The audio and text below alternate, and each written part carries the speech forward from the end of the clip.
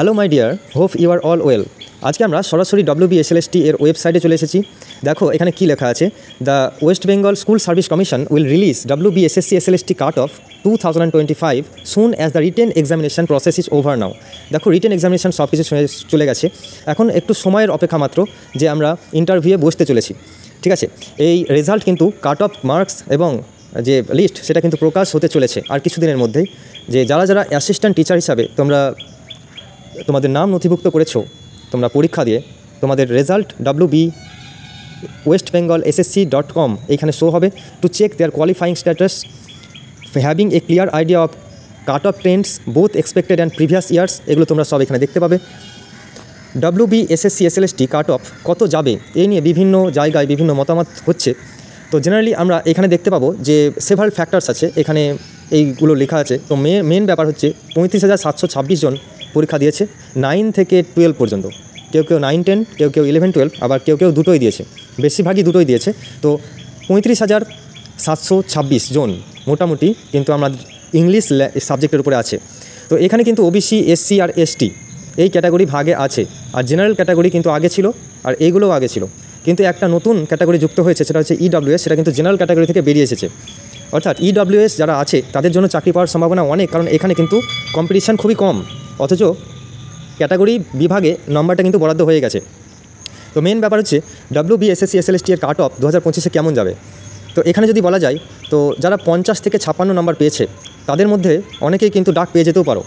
ঠিক আছে, তো 2016 সালে যদি নিরিখে বলা যায় যে 2016 সালে কিন্তু যারা রিটেন এক্সামিনেশানে 55-র মধ্যে একটু কম নম্বর পেয়েছো তারাও দেখা যায় যে চান্স পেয়ে গেছে, তারা যেহেতু OBC এবং SC ক্যাটাগরি ছিল সেই জন্য। তো কাট অফ এখনও অ্যানাউন্স হয়নি, কিন্তু হয়ে যাবে। তার জন্য ইন্টারভিউ প্রিপারেশান কিন্তু চালিয়ে যেতে হবে। যদি অনেকেই দোটানার মধ্যে দিন কাটাচ্ছে, বিভ্রান্তিতে দিন কাটাচ্ছে যে ইন্টারভিউ প্রিপারেশান নেব না এই সবগুলো মাথার মধ্যে আসছে। তো আমি বলি যে তোমরা যারা SLST ইংলিশ পরীক্ষায় 50 থেকে 56-এর মধ্যে নম্বর পেয়েছো, অনেকেই এখন বিভ্রান্ত হয়ে আছো, মনটা কেমন যেন অস্থির, আমার কি ইন্টারভিউ ডাক আসবে, আমি কি পাবো, আমার কি ইন্টারভিউ প্রিপারেশান নেওয়া উচিত না উচিত নয়, আমি কি এই তালিকায় থাকবো, কেমন যেন দোটানার মধ্যে দিন কাটছে। কিন্তু একটু ভেবে দেখো, এখনই কিন্তু সব কিছু শেষ হয়ে যায়নি, বরং এই মুহূর্তটাই হতে পারে তোমার সাফল্যের আসল সিঁড়ি। SLST এর চূড়ান্ত তালিকা তৈরি হয় কিন্তু কাট অফ অনুযায়ী, আমরা সবাই জানি। কিন্তু কাট অফ কখনো এক জায়গায় স্থির থাকে না, বছর, বিষয়, প্রার্থীর সংখ্যা সব মিলিয়ে সেটি সামান্য উপরে অথবা নিচে ওঠানামা করে। আর এই ওঠানামা ঠিক জায়গাতে পড়ে এই রেঞ্জে, যে 50 থেকে 56 নম্বর। যারা 57-58 নম্বর পেয়ে গেছে তাদের তো কোনো কথাই নাই, কিন্তু যারা 50 থেকে 56 নম্বর পেয়েছে তাদেরও কিন্তু একটা চান্স আছে। তোমরা ভেবো না যে আমরা একদম আউট অফ ইন্টারভিউ হয়ে পড়েছি। তো অর্থাৎ আমরা বলবো যে তোমরা এখনই যে জোনে আছো 50 থেকে 56 নম্বরের মধ্যে, যেখান থেকে আছো, অনেক প্রার্থী ইন্টারভিউর জন্য কিন্তু ডাকা হতে পারে এই নম্বরের তালিকা থেকেই। বছর অনুযায়ী বিশ্লেষণ করে দেখা যায় যে আগের বছরগুলোতে 2016 SLST ইংলিশের ক্ষেত্রে এই রেঞ্জের অনেকেই কিন্তু ইন্টারভিউয়ের সুযোগ পেয়েছে। 55-র মধ্যে পরীক্ষা হয়েছিল, তবুও এই পার্সেন্টেজের মধ্যেই কিন্তু সুযোগ পেয়েছে। এখনই কিন্তু হাল ছেড়ে দেওয়া মানে নিজের সুযোগটা নিজেই মেরে ফেলা। এই মুহূর্তে তোমাদের সবচেয়ে বড় কাজ হলো প্রস্তুতি শুরু করা। ইন্টারভিউ এমন একটা ধাপ যেখানে লিখিত নম্বরের ফারাক অনেকটা ঘুচে যায়। যে তুমি লিখিত নম্বরে হয়তো 50 পেয়েছো, কিন্তু ইন্টারভিউটা হয়তো ভালো করে দিলে, ডেমনস্ট্রেশন ভালো করে করলে, ডেমো ভিডিও দেখলে, ভালো করে ইন্টারভিউ দিলে, ভালো করে নোট নিয়ে প্রিপারেশান করলে, তাহলে কিন্তু তোমরা 20 নম্বর তোমাদের হাতে আছে, 20 নম্বর। ঠিক আছে, তো এই 50 বা 52 পেয়েছো তার মানে মন খারাপ করে বেছে নেওয়ার কিছু করার নাই।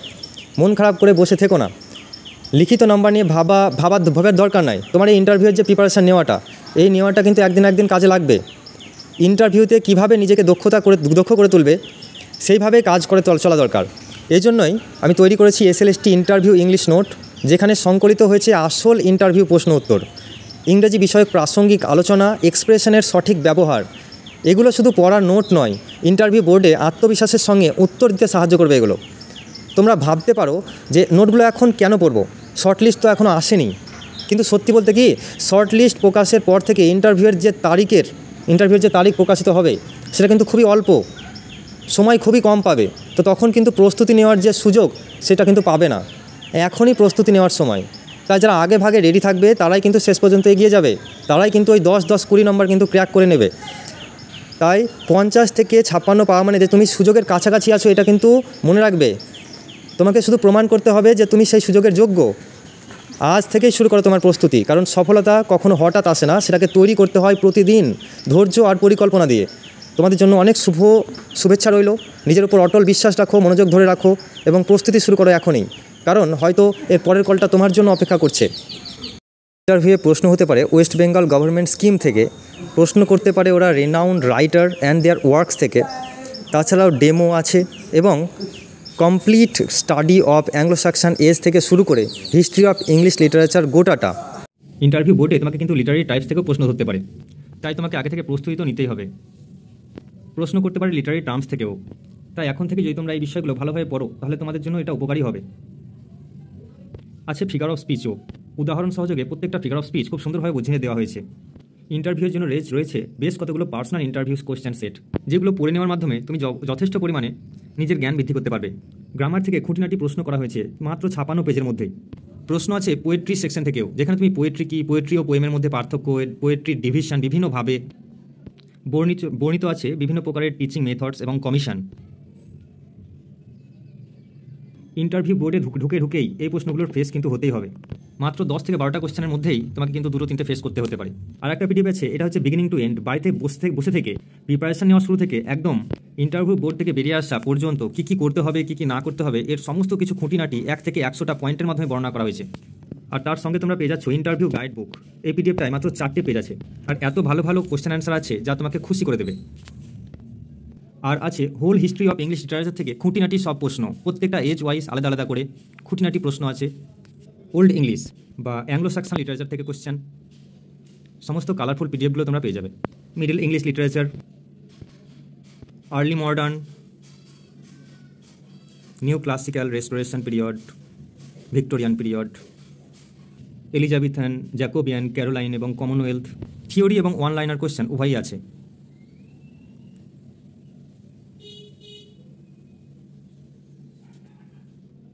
অগাস্টান এজ, একইভাবে মডার্ন এজ আর পোস্ট মডার্ন এজ। তোমরা চাইলে এগুলো মাত্র 199 টাকা দিয়ে কিনে নিতে পারো। বাই করার জন্য স্ক্রিনে দেওয়া যে নম্বর আছে ওই নম্বরে হোয়াটসঅ্যাপ করো, পেমেন্ট করার পর স্ক্রিনশট দিয়ে দাও, আমি তোমাকে 10 মিনিটের মধ্যে পাঠিয়ে দেবো। এখানে তোমরা বিএডের অনেক সিচুয়েশনাল ভিত্তিক কোশ্চেনও পেয়ে যাবে। আমাদের এই ইউটিউব চ্যানেলে আমরা হিস্টোরিক্যাল বেসড কোশ্চেনগুলো শেষ করার পর আমাকে 2016 সালে এসএলএসটি এক্সামে যে কোশ্চেনগুলো করা হয়েছিল সেগুলো সম্পর্কে আমরা ডিসকাস করব।